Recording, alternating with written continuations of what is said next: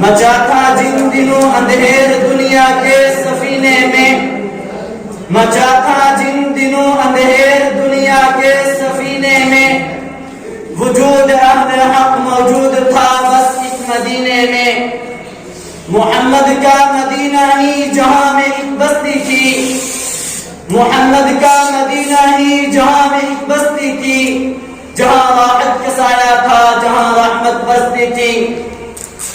میرے انتہائی واجب الاحترام معزز علماء کرام اور دور دراز سے تشریف لانے والے میرے ہم مکتب، ہم مشن اور ہم صدر ساتھیوں، میں آج اس عنوان کو اپنے لبوں کی زینت بنانا چاہتا ہوں، وہ ہے حضور صلی اللہ علیہ وسلم کی مدنی زندگی۔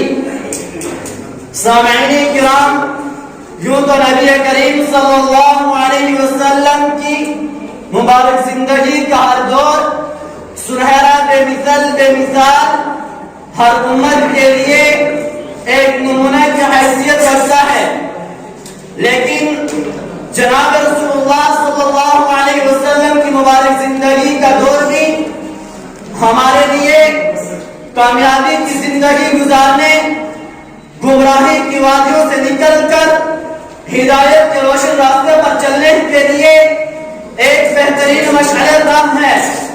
جب آپ صلی اللہ علیہ وسلم مکہ سے ہجرت کر کے مدینہ منورہ میں تشریف لے گئے، مدینہ کے نزدیک بھی مقام قبا پر انصار اور صحابہ کرام رضوان اللہ تعالی علیہم اجمعین نے حضور صلی اللہ علیہ وسلم کا استقبال کیا۔ اسی عرصہ میں نبی کریم صلی اللہ علیہ وسلم کے بارے میں جناب رسول اللہ صلی اللہ علیہ وسلم نے فرمایا، ترمذی شریف کی روایت ہے، الصلاۃ فی مسجد قباء کعمرۃ، جو اس مسجد میں 2 رکعت نماز ادا کرے گا اس کو 1 عمرہ کے برابر ثواب ملے گا۔ پھر جناب رسول اللہ صلی اللہ علیہ وسلم نے مدینہ میں مستقل قیام فرمایا، مسجد نبوی کی بنیاد رکھی۔ اس جگہ کی قیمت حضرت ابوبکر صدیق رضی اللہ تعالی عنہ نے ادا فرمائی۔ نبی کریم صلی اللہ علیہ وسلم اس مسجد کی تعمیر میں برابر کے شریک رہے۔ نبی کریم صلی اللہ علیہ وسلم نے مدینہ کی آبادیوں کے درمیان جو باہمی تعاون کا نظام مرتب فرمایا، اس کے بنیادی مقاصد کسی سے ڈھکے چھپے نہیں ہیں۔ ہر آبادی کی جملہ ضروریات اور پرسکون زندگی گزارنے کے لیے خواہش مند ہوتی ہے تاکہ وہ یکسوئی اور دل جمعی کے ساتھ کسب معاش میں منہمک رہے اور اولاد کی بہتر تربیت کر سکے۔ ہر فرد، ہر گروہ کے جو بنیادی قواعد اور مناسب ہیں ان پر کوئی نامناسب پابندی عائد نہ ہو۔ فتنہ اور فساد سے جو بھی چشمہ پھوٹے اسے فوری طور پر بند کر دیا جائے، عمل برباد نہ ہو۔ سامعین کرام، آپ صلی اللہ علیہ وسلم کی مکی زندگی میں اسلام مغلوب و مجبور تھا۔ اس وقت اسلام قبول کرنے کے معنی تھے ہر قسم کے خطرہ و مصیبت کو قبول کر لیا جائے، مگر مکہ میں 13 سال تک مسلمانوں نے ہر قسم کی مصیبت برداشت کی۔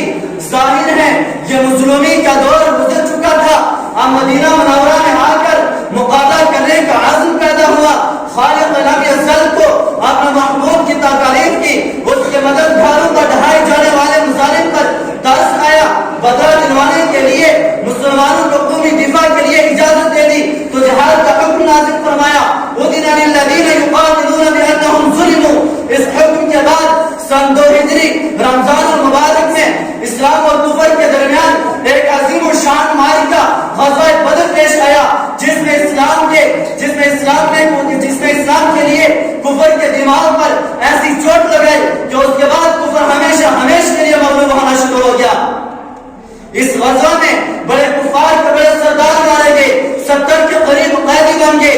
یہ دن خصوصاً حضور صلی اللہ علیہ وسلم اور مسلمانوں کے لیے زیادہ خوشی کا دن تھا۔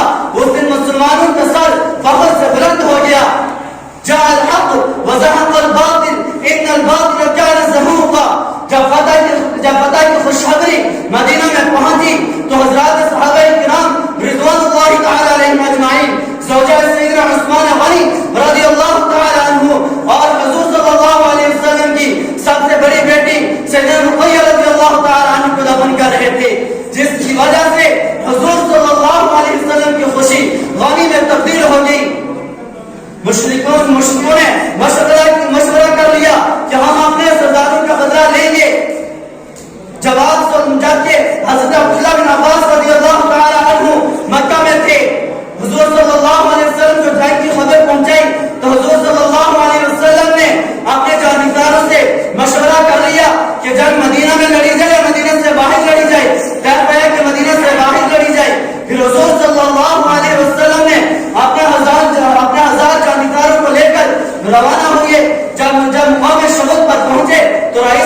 المنافقین عبداللہ بن ابی اپنے 300 ساتھیوں کو لے کر الگ ہو گیا، جبکہ آپ صلی اللہ علیہ وسلم کے لشکر کی تعداد 700 رہ گئی تھی، جبکہ مشرکین کے لشکر کی تعداد 3000 تھی۔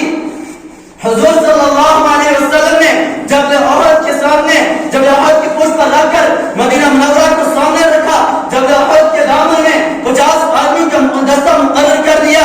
آپ صلی اللہ علیہ وسلم نے فرمایا آپ کو یہاں سے نہیں ہٹنا ہے، خواہ فتح ہو یا شکست ہو۔ مسلمانوں نے شکست ہو یا فتح ہو، مسلمانوں نے اپنے تیر انداز دستہ کی جگہ چھوڑ کر، مدینہ دستہ کی جگہ چھوڑ کر میدان میں چلے گئے، مال و غنیمت کو جمع کرنا شروع کیا۔ مشرکین کے سردار خالد بن ولید نے دیکھا کہ یہ جگہ خالی ہے تو مسلمانوں پر اچانک حملہ کر دیا۔ اس اچانک حملے سے مسلمان منتشر ہو گئے، حضور صلی اللہ علیہ وسلم کو تلاش کرتے ہوئے حضور صلی اللہ علیہ وسلم کے گرد جمع ہوئے۔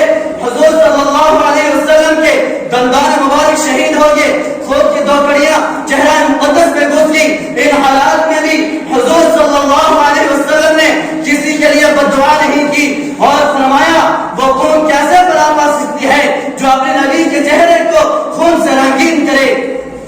میرے بھائیوں، یہ ایک لمبی داستان ہے، اس کو پڑھنے کے لیے میرے پیارے مدنی آقا صلی اللہ علیہ وسلم کتاب مہیا کرے۔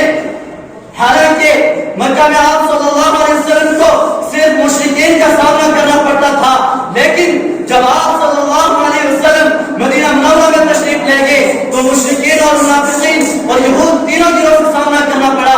تو اس کے باوجود بھی حضور صلی اللہ علیہ وسلم کے صبر و استقلال میں کبھی خلل نہیں پیدا ہوا۔ تو پھر میں کیوں نہ کہوں محمد جس کا نصب العین دنیا کی بلائی تھی، محمد جس کا نصب العین دنیا کی بلائی تھی، اسی پر آج دنیا کا وہ خنجر لے کر آئی تھی۔ زمانہ یوں ہی اپنے محسنوں کو تنگ کرتا ہے، زمانہ یوں ہی اپنے محسنوں کو تنگ کرتا ہے، جنہیں ہم درس دیتے تھے وہ آج ہم سے جنگ کرتا ہے۔ وما علینا الا البلاغ المبین۔